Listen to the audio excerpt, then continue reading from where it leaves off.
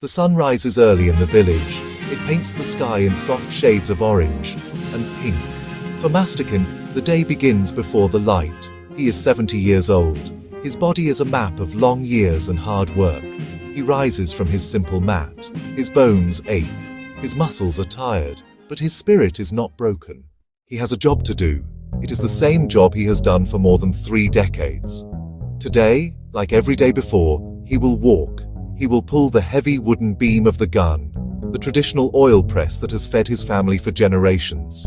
The gunner is a simple, powerful machine. It is made of wood. A large pestle grinds seeds inside a mortar. It extracts the precious oil. The power comes from a single man. Mastikin harnesses himself to the long beam. He becomes the engine. He leans into the weight. His bare feet press into the cool, packed earth. The circular path around the press is worn smooth by his endless steps. He walks in circles. He walks for hours. The wood creaks. The seeds crush. Slowly, golden oil begins to seep out. This is his life's rhythm. His wife Sakina is his constant companion. She prepares a small meal before he starts. A little rice, perhaps some vegetables. She knows the toll this work takes on him. Her presence is a quiet strength. She does not speak much in the morning. Words are not needed. Her actions show her support. She ensures his water jug is full. She sweeps the small yard around their modest house. They are a team. They have faced every hardship together. Their bond is as strong and weathered as the old wood of the gardens. The work is honest. The work is hard. Each drop of oil represents a moment of his life. It is sweat turned into sustenance. It is muscle turned into money for food, for medicine, for the small necessities of a simple life. Pride is not found in wealth here. It is found in this relentless effort. It is the dignity of providing for one's own. Mastikin does not complain. He accepts the weight of the beam. It is his burden. It is also his purpose. This is the quiet grit that defines his existence. The story of the gun is the story of Mastikin's family. His father pulled this same beam. His grandfather may have too. It is a legacy passed down not through words, but through labor. The wood is dark and polished from the touch of many hands. It holds the memory of 3 generations. Mastikin remembers watching his father as a boy. He saw the strain on his face. He saw the determination in his eyes. He learned that survival was a daily struggle. He learned that a man's worth was measured by his willingness to work.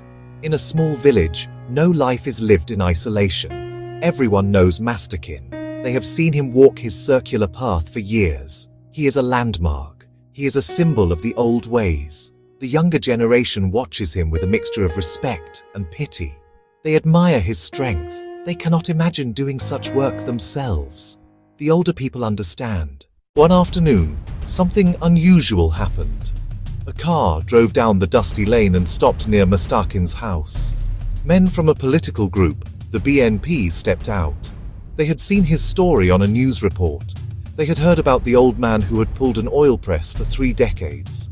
They came not with empty promises, but with practical help. The villagers gathered, curious.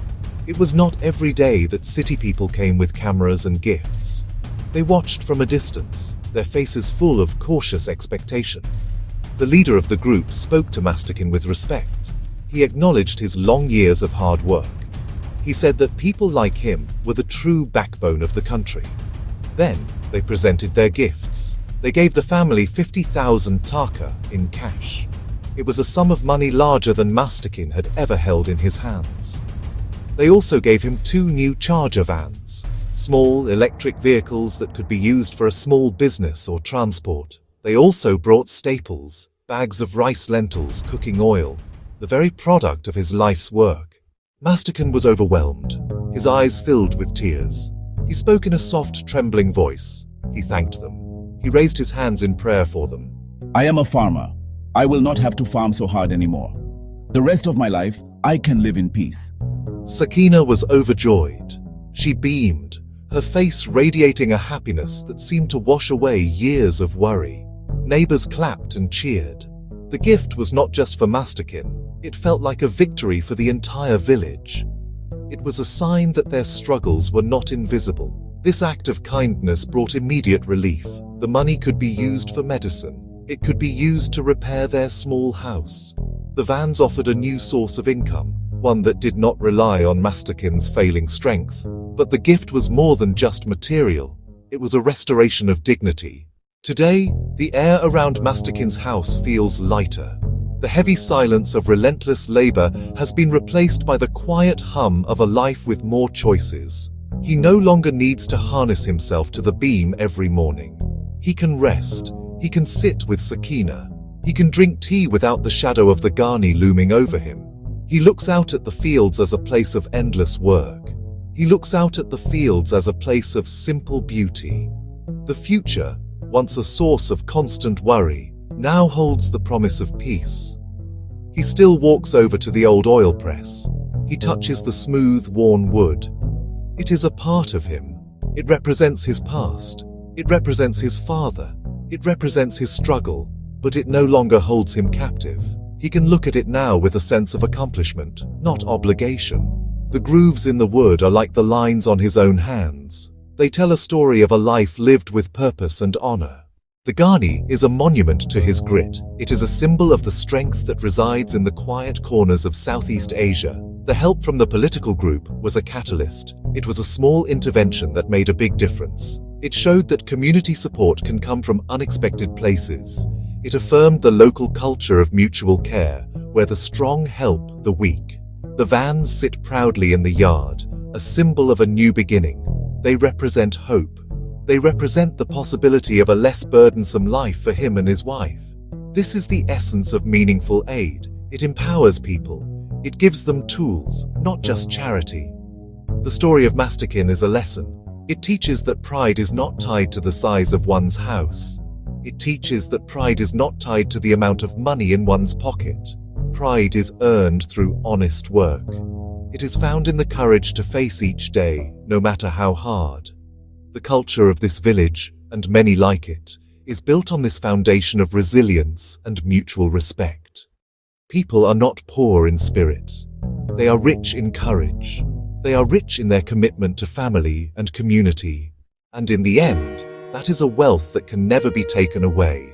A Southeast Asian brave, hard-working culture lives on in quiet corners like this, in pride, in grit, in care for one another. No life here is lived alone. New tools, same values. Work rests, dignity remains. Tomorrow will come as it always does. Together, they will meet it. This is the quiet strength of a people, measured in steps, in circles, and in the courage to begin again.